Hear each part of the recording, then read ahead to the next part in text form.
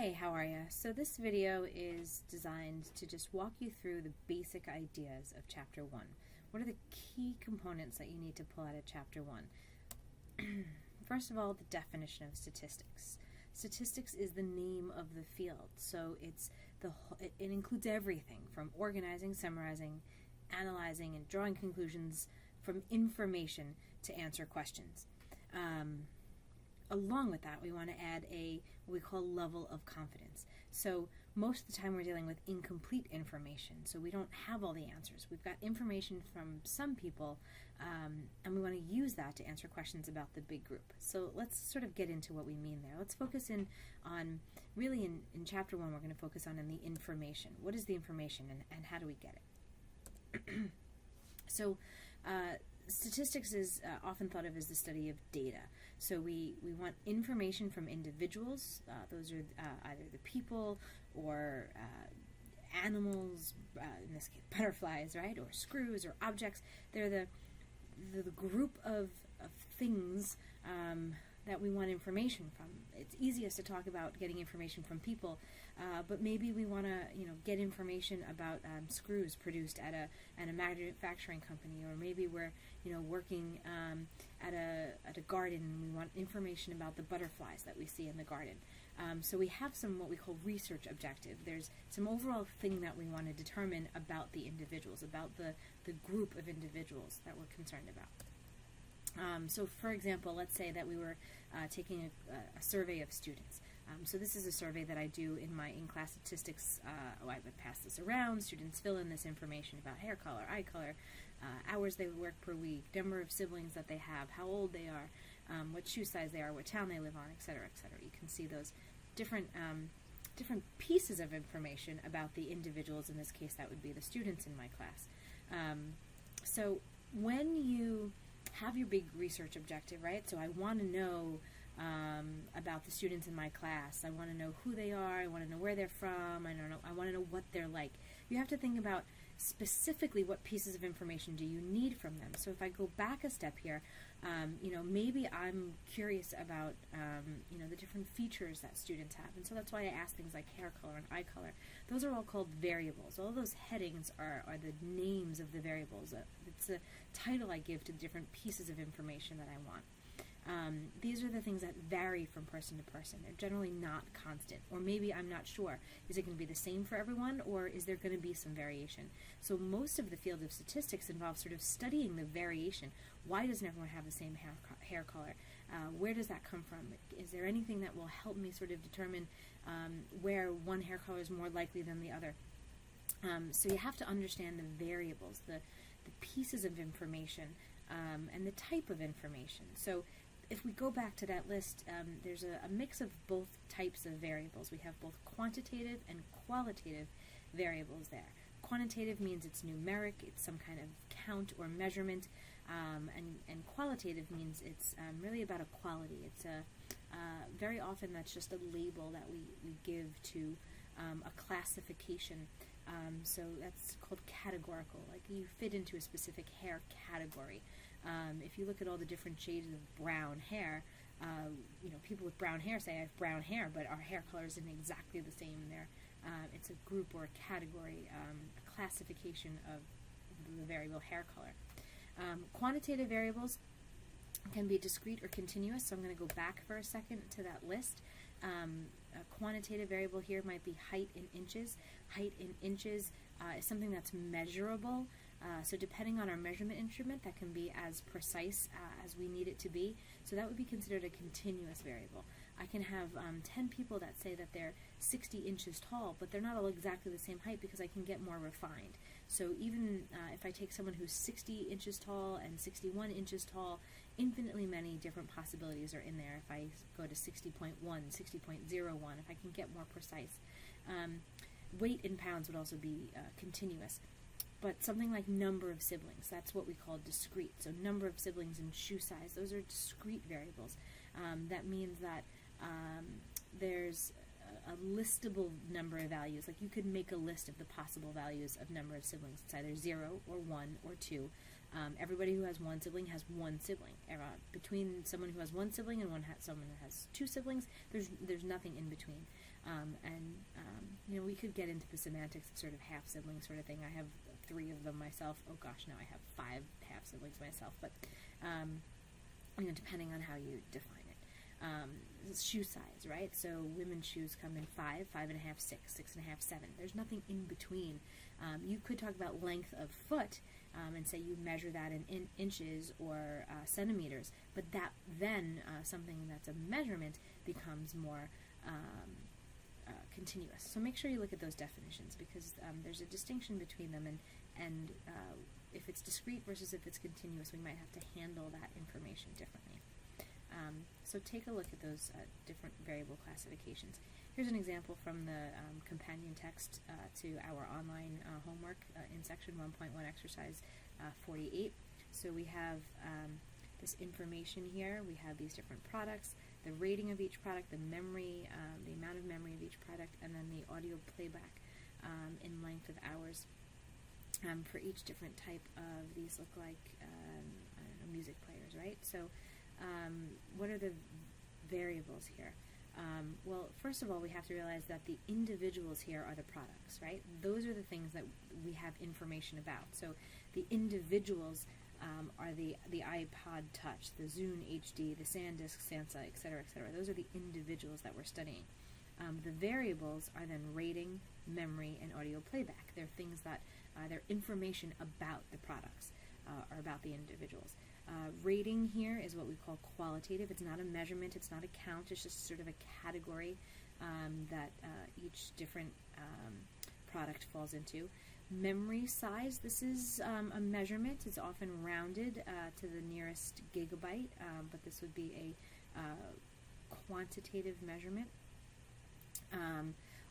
Now here we could argue that it's discrete, because you can either buy things in 4, 8, 16, 32, that's the powers of 2, that's how sort of memory is calculated. So there could be an argument there for it being discrete. Audio playback in hours looks like it's rounded to the nearest hour, but time measurements are always continuous, right? Between 15 hours and 16 hours, there's infinite possibilities for how long it lasts. One of the biggest ideas in statistics that you have to wrap your brain around is the idea of a population versus a sample, right? So our research objective normally says, like, I want to understand all students at Suffolk, or I want to understand all the butterflies that may visit that garden, or I want to understand all of the screws that are produced at my factory. But more often than not, we can't get information from all of the students at Suffolk, or all of the butterflies, or every single screw that's produced at our factory. So what we end up doing is we take what's called a sample. We take some of the individuals and we study those individuals, and then from them we make inferences about the population as a whole. So when we talk about a whole population, that's the entire group we're interested in. We want to maybe, our research objective, we want to understand the typical age of a college student. That would be called the parameter, right? It would parameters describe the entire population. But we can't get that. The college doesn't give us access to that data. Maybe the college doesn't even have that information. So what are we going to do? Well, we're going to take a sample. I'm going to find some students. I'm going to ask the students in my class. I'm going to talk to students in the cafeteria, and I'm going to ask them their age. And from that, I'm going to calculate, let's say, an average age of the students that I'm actually able to study, the students that are in my sample. That number that describes the average age in my sample is called a statistic. So if it describes a population, it's a parameter. If it describes a sample, it's called a statistic.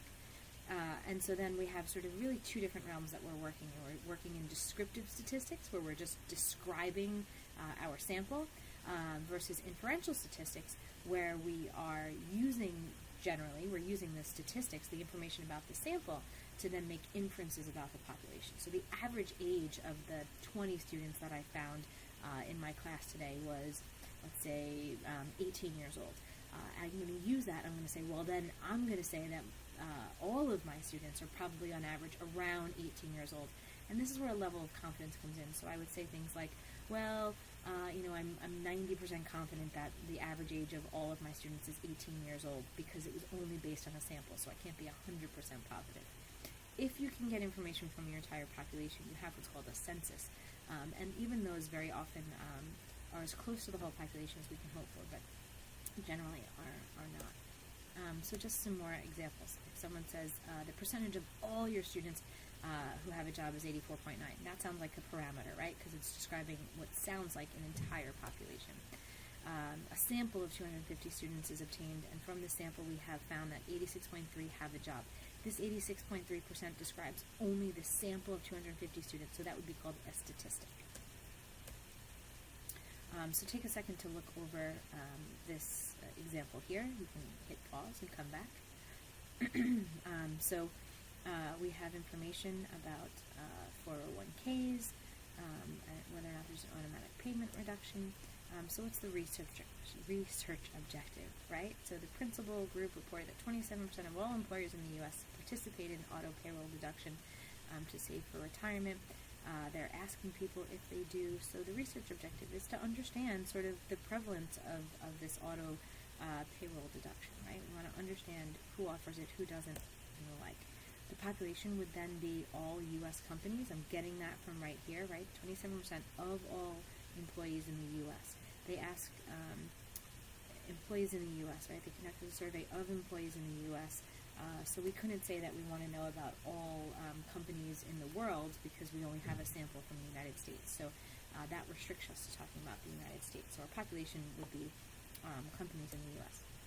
The sample is just these, these 1,172 employees.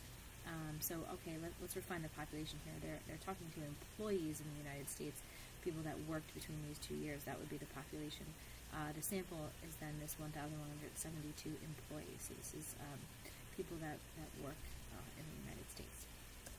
The descriptive statistics right here in this last sentence, or in this middle sentence, of the 1,072 employees, 27% were participating. That describes the sample, so that 27% right here is the descriptive statistic.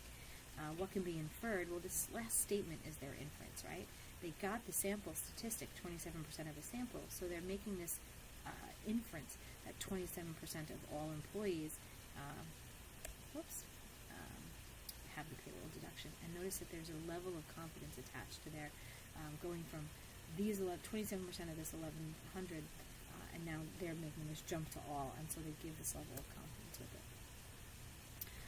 So most of statistics starts with a research objective. Then we have to collect information, right? Collecting data is collecting information. It's going to help us answer our big overarching research question.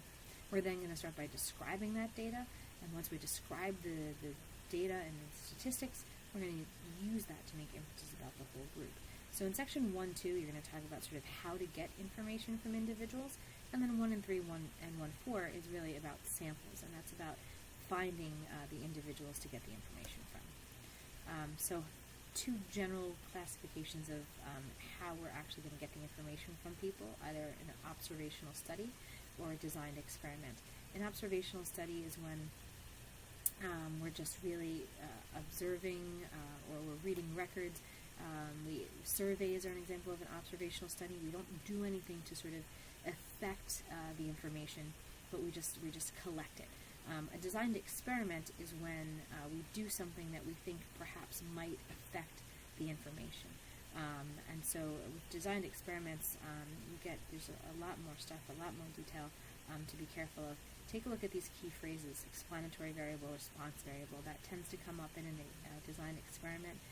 We think that one characteristic of an individual might explain the variation in another characteristic, right? So maybe like kids watching violence on television become more violent in real life. So we design a study to get information about the prevalence of violence in kids' television watching and then in kids' actual interacting with each other. You can do that just by an observational study. You can ask people about their television watching and whether or not they've ever been involved in a violent incident, or you can actually set up an experiment. When you're setting up experiments, when you're just making observations, you want to be careful for what we call confounding and lurking variables, sort of other factors you may not have considered that are playing into the cause and effect that you may think that you're observing. 3 different types of observational studies: cross-sectional, case-control, cohort. Make sure you look at that. That involves sort of whether or not you're tracking individuals over time, or you're just taking a sample today and observing them now, or if you're sort of going back in time and looking at historical records. So look up those different definitions. One of the really most important things here from Chapter 1 is the different types of samples. We're going to be talking about samples all semester long, using information from a sample to describe or make inferences about what's happening in a population. So the idea of sampling is really just about selecting individuals to study, selecting individuals to be part of your sample. You want to make sure that the individuals selected, that your sample is fair, that it's representative of the whole population, and that there's no room for bias. And so this is a list of different sampling techniques. Simple random sample is exactly what it sounds like, right? You want to somehow construct a method so that every individual in your population has an equally likely chance of being selected. But not only that, every sample is the same size. So suppose that I say I'm going to take a sample of 20 people. Every group of 20 people has to have the same likelihood of being selected. So take a look at some of the examples of these different sampling techniques in your text. Read through them carefully. Look at the examples, and make sure you can distinguish between them. All of the ones on that list before, most of the good ones will be sure not to introduce any bias. To make it representative, to make sure that every single group is represented, you might want to use, let's say, a stratified sample, right? So if I want to make sure that both genders are represented in my population, I take a random sample from the males and the females. If I want to make sure that every student from every elementary school is sort of somehow represented, I take a sample of students from every elementary school. Or maybe that's not important. Maybe I just need students from elementary schools, and so I take all the students from sort of 3 randomly selected elementary schools. That's kind of a multi-stage. It's a combination of a cluster sample and a stratified sample. These are different ways here in 1.5 of where bias can be introduced. Believe it or not, a lot of bias is introduced in this area we call response bias. Sometimes the gender of the interviewer, if you're doing an in-person interview, can have an effect on people's responses. Misrepresenting answers, the wording of your questions. What do you ask first? People don't think about that a lot, but it can sort of influence people's responses. The order of the questions, the different answer choices you give people, are all the possibilities represented, or do you need to sort of have an open-ended question there instead? There's 2 overall types of error, and that's kind of where the bias comes in. When we're using samples to understand populations, there's always going to be error, right? Like, these 20 people represent these 1,000 people. So what I get from those 20 is not going to be exactly what I would get if I was able to get the whole 1,000.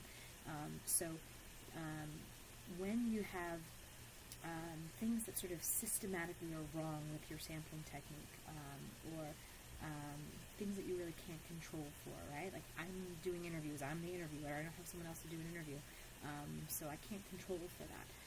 That's referred to as non-sampling error, which seems a little counterintuitive, right? So sampling error is just sort of the inherent nature that you don't have complete information. It's just what we can't avoid when we're using samples to make inference about populations. All the other stuff is not sampling. It's not because I only have a sample. It's because of something else that may have influenced the individuals in my